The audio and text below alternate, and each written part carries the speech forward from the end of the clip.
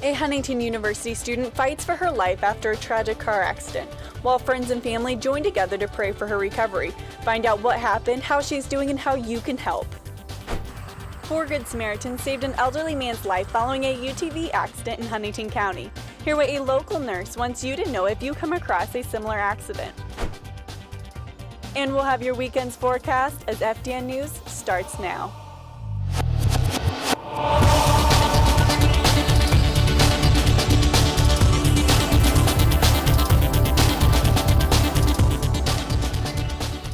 And welcome to FDN News. I'm Kaylee Hendrickson. A Huntington University student is recovering in a local hospital tonight after crashing into a horse. In the early morning hours of October 5th, senior Abby Kaufman and her friend Olivia Schumacher slammed into a Clydesdale on a county road in Leo, Indiana. Kaufman is currently in the ICU battling some serious injuries. According to her recovery page on Facebook, the biggest prayer request is that her brain swelling would go down. Many of you have been wondering how you can help her during this time. HU's president, Dr. Sherilyn Emberton, shares some advice.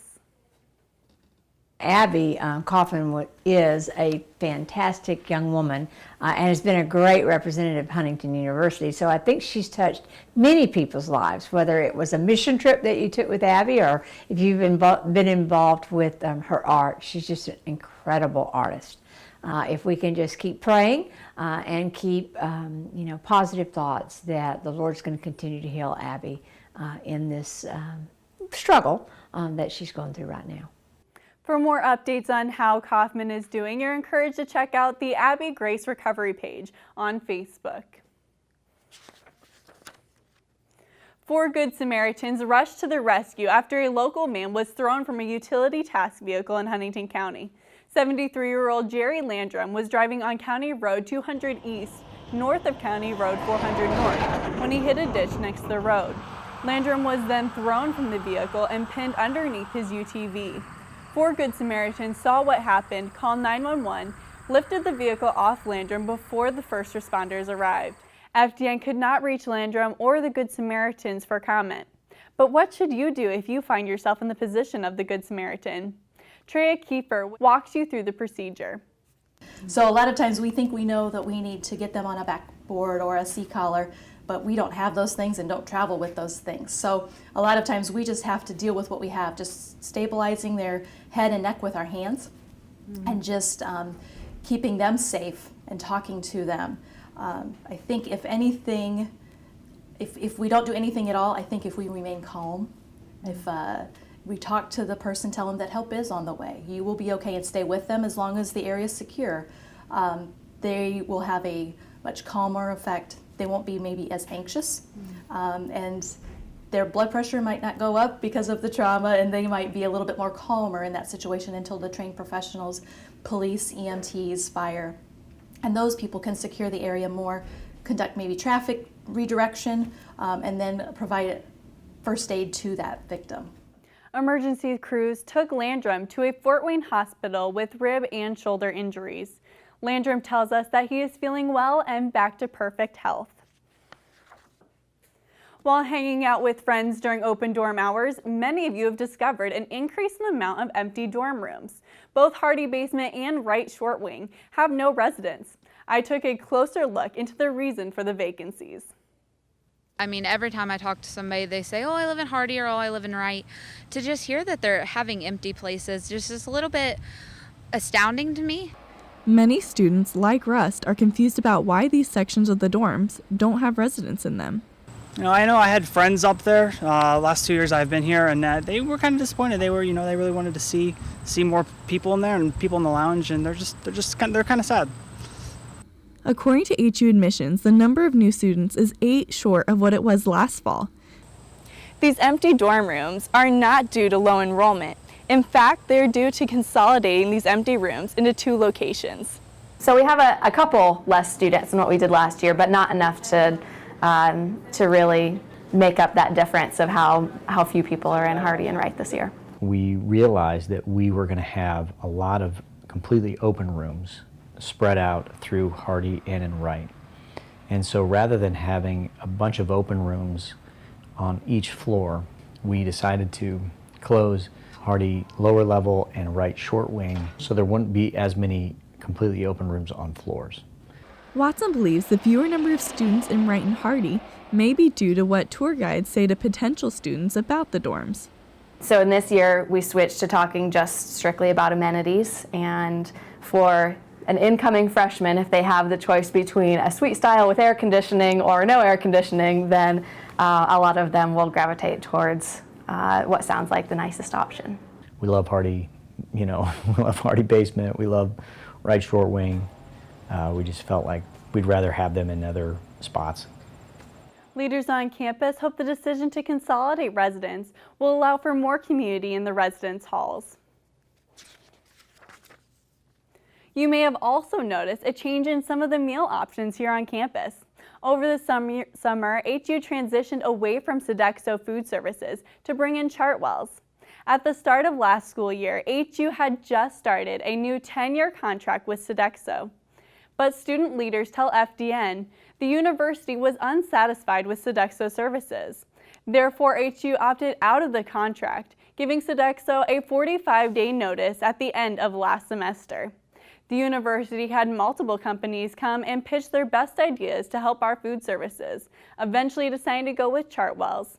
Students are weary of having a new food service on campus with doubts about its quality. But Student Government Association Representative Darius Hillman thinks differently. The university and SGA advising the university would never enter into a deal with someone who wasn't going to have the food being better until the second semester. We're already seeing leaps and bounds as far as improvement in the quality of food. I've heard a lot of positive things about the quality of food in comparison to Sodexo last year. The problems that we're facing are administrative in nature. We'll be totally transparent and say that the transition has not gone as smoothly as we would have liked. How do you like the new food on campus? What are your thoughts on the changes this year? Send us your thoughts on Twitter at FDN_news. It's been a cool and rainy week, but with the weekend right around the corner, what can you expect from Mother Nature? FDN's Shelby Price joins us live outside via Skype to give us a closer look. I hope everybody enjoyed the gorgeous weather that was brought to us, and hopefully you're enjoying the beautiful fall colors that are all around our campus. Today was a little gloomy, I know, but don't worry. Tomorrow will just be cloudy with a high of 55 and a low of 38. On Saturday, it will also be cloudy with a high of 57 and a low of 43. And on Sunday, it'll finally warm up and be sunshine with a high of 66 and a low of 45. Don't forget to get your Starbucks as they open today, and maybe it'll help you warm up a little bit. Live from outside of the MCA, Shelby Price, FDN News. Leaders across the country are encouraging more Christians to vote. Billy Graham's son and American evangelist Franklin Graham is traveling across the country, urging more Christians to get out and vote this year. He made a stop in Indianapolis to talk to Hoosiers. FDN traveled to Indy for the Decision America Tour 2016. Before Graham spoke, the crowd danced and sang along to Christian hymns and worship music. Graham came out and preached on Nehemiah's teachings. 8,400 people joined hands to pray for our country, the police officers, and the sins of our nation. Graham emphasized the importance of voting as a Christian. He made sure not to endorse either Trump or Clinton, but rather spoke on the Christian aspects of the election. People from all backgrounds came to the event and shared their opinions on Graham's speaking points. Be proactive, pray, vote, get engaged, and obviously that's a message that's resonating well with people. Don't be afraid. Don't be afraid. Stand up and be bold. Be bold. Franklin Graham, he was a great speaker. He was a great prayer leader. It was very inspirational, I thought. Indiana was the 46th stop on the Decision America Tour, with the highest turnout so far on the tour. You may have noticed a new face around campus this semester. HU hired its first Multicultural Affairs and Minority Student Engagement Director this year. We will have more on Daryl Singleton after the break.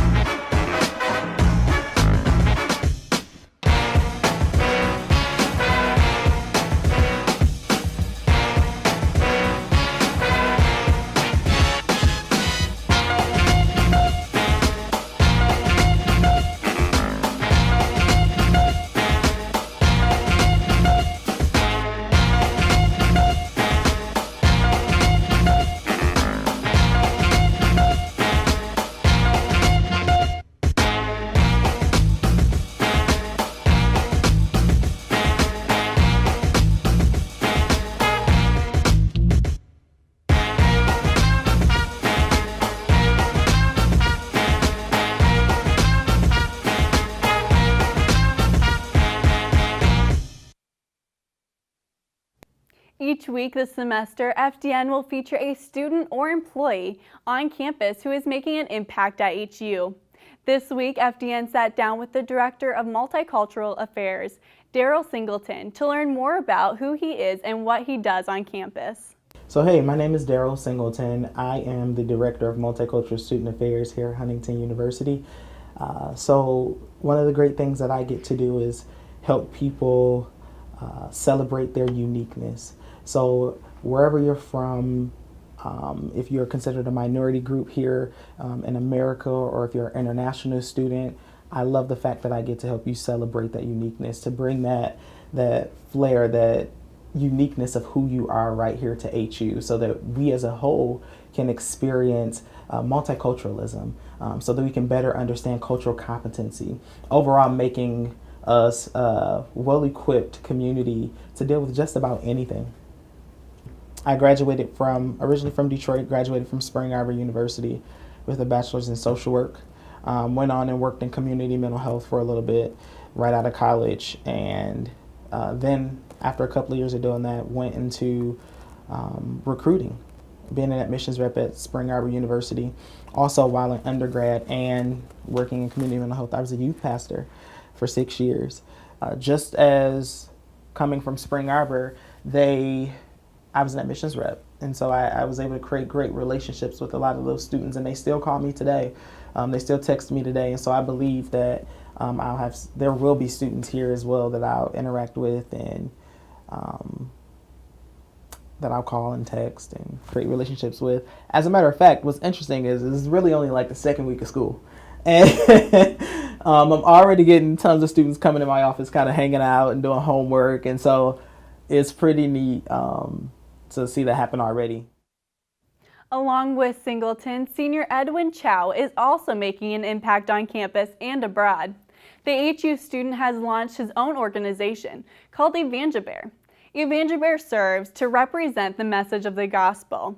Chow started the business in order to give parents a good resource to share the gospel with their children. With the help of senior Abby Kaufman, Dr. Karen Jones, and Rebecca Kaufman, Chow was able to launch his project past the developmental stages. He tells FDN News that this project will renew energy to share the gospel. Chow is currently in Ukraine for a ministry internship, so I connected with him via Skype to learn more about his mission. We want to get Evangebears out into as many hands, as many families before Christmas this season. Not only that, but we also have a 5-year goal to move manufacturing of these Evangebears into a region where human trafficking is rampant, to provide them jobs, victims' job, to be able to get out of the industry by making Evangebears. So we have a lot of different goals with regards to social justice, but first and foremost, we want the gospel to be shared. Along with the stuffed bear, the purchase comes with a storybook that shares the story of Evangebear. Evangebear will be sold online on sites such as Etsy. You can get involved and share the Evangebear mission by engaging with friends and family on social media. So the HU Foresters have been doing great so far this year in all of their sports. So Bray Snyder, who is a freshman here, has come in to tell us more information about our Foresters. Yeah, our Foresters are just getting out of their fall season here, ending up, and they're going to be going into the tournament play here soon. If you stay with us after the break, I'll let you know how they're all doing up to this point, coming up after the break. In 5, 4, 3, 2, 1, for the music. Hello and welcome to FDN News. I'm Kelsey Cruz. Hi everyone and welcome down to Forest Glen Park. I'm Logan Hines. Hello, it's Hannah here on Forester Radio 105.5 FM, WQHU. That was just Brother with Need to Breathe, and up next we have Hillsong with Touch the Sky. Once the floodwaters go down, this program, I felt like really prepared me well for what it would be like to be in the news industry. From yesterday to today, the water has certainly risen and spread. You become a one-man band by the time you graduate, which that's something that people are looking for. People who can shoot, write, and edit all their own stuff. I was definitely blessed enough to come in and I started calling games right away as a play-by-play announcer. Longley tipped, down and in, and the Foresters taking the second set. Mateo with a nice cutback, she'll take the hit, left foot, that's in! Takes the 3, That's good! Through FDN Sports, it's really going to feel like a professional setting. I'm looking to really just take it to the next level, really just upgrade this FDN Sports and let people know that, FDN Sports is here to stay. We're here to battle with everyone. With radio, students definitely thrive here just because we are hands-on right away. Have a little weekend weather update for you here. Friday, it looks like it's going to be absolutely beautiful, a high of 72. I think radio and podcasting is a great way to have other people's stories shared, whether that be their testimonies or me just having the chance to talk to people and be able to pour into them in some sort of way. In the past couple of years, we have taken huge strides. We also do live shots, we're doing more news packages, doing more stories that affect the community. With all the politics going on recently, we've been able to do stories about that. More a lifetime asset than an education. And God bless you. And I will let my future take care of itself. And vote for Donald Trump. Hey, keep it locked right here on Forester Radio 105.5 FM. Well, that's going to do it for us here at FDN Sports. I'm Logan Knight alongside. Well, that's all we have for you in this installment of FDN News. Well, a lot of our sports teams have enjoyed great weather lately, but more than that, they've been enjoying an impressive season so far as well. From bowling, golf, and tennis to soccer and cross country, our Foresters have been eating it up recently. Our women's tennis team has had some impressive showings at home this season, notching multiple shutout wins against conference opponents. The Lady Foresters championship bid came to an end in Indianapolis, however, after suffering a 5-0 short match loss to Marian University. The ladies' fall season ended with an 8-3 record after suffering that loss to Marian University, but their coach was very proud of them and how they had played on the season and all of the effort that they'd given. Going up against nationally ranked rivals Indiana Wesleyan, a strong defensive showing sent the Lady Foresters into extra time in a scoreless soccer game. The Lady Wildcats launched a last-second attack on goal that the Foresters were barely able to defend, capping off a rainy Saturday at King Stadium. The weather changed for the better as Spring Arbor came to Huntington for the Foresters' fourth conference game of the year. The men's Spring Arbor team dominated possession for most of the game, along with repeated gaps in the Foresters' back line, leading to a lot of easy through balls. A cross in the 62nd minute gave Lewis Jones a free strike on the ball about 10 yards out. He netted the ball easily, of course, and a free kick came later in the game from that same spot, giving Janum Saylor and the Cougars a 2-0 lead on the day. Forester defender Travis Hurtis later in the game stepped up to take a free kick to try and cross the ball into the box when Sokolsky cleared the ball directly into the referee's head. Every time I look at that hurts so badly. Alex Sokolsky cleared the ball right into his head, and he stayed down for a few minutes, but got up of his own power after the trainers came over to look at him later. He finished the game out, and even though the Foresters weren't able to get on the board and they had their second conference loss in a row, it was a great defensive game for them on the whole. Well, two of our teams were down in Indy for a tournament, and it probably wasn't the one you were thinking. I honestly didn't know too much about this sport until I went with them down to their tournament. What sport is it? It's actually bowling. Now, I don't know much about bowling tournaments, and I'm guessing you don't either, but it is a lot more energetic than I thought. Imagine about 1,000 people packed into an 80-lane bowling alley, only coaches and players allowed on the floor. Players and coaches can't sit for their entire 6-hour tournament, which happens twice. Parents are lined up on the carpet behind them watching. It's crazy, it's loud, it's exciting. Remember those periscope things you had when you were a kid? Like the mirrors that had the big scope in between them? Yeah, it turns out those actually have a purpose because, no joke, parents will bring those in with step stools and ladders and use them to watch over top of the crowd to see what's going on in the lanes. Our women's team finished 14th out of 26 teams, and the men's team finished only 31 pins behind the national powerhouse of Purdue University for 9th place out of 23 teams. Coming up for this week, we have men's soccer at Taylor University at 7 p.m., women's soccer at 2 p.m. versus Taylor as well, and we have volleyball versus St. Francis on Friday at 7 p.m. and Saturday on the 22nd versus Spring Arbor University at 3 p.m. Well, that's all we have for you in this installment of FDN News. Remember, you can always check us out online at foresterdigital.net and follow us on Twitter at FDN_news. We leave you tonight with a word of advice from Franklin Graham. Thank you, and have a good night. And you say, but Franklin, we don't like Hillary either. All right, but listen to me. And I have Christians tell me, we are not going to vote. Shame on you if you don't vote. Shame on you if you don't. You say, but Franklin, we don't like Trump and we don't like Hillary. Okay, that's fine. But you just pray about it.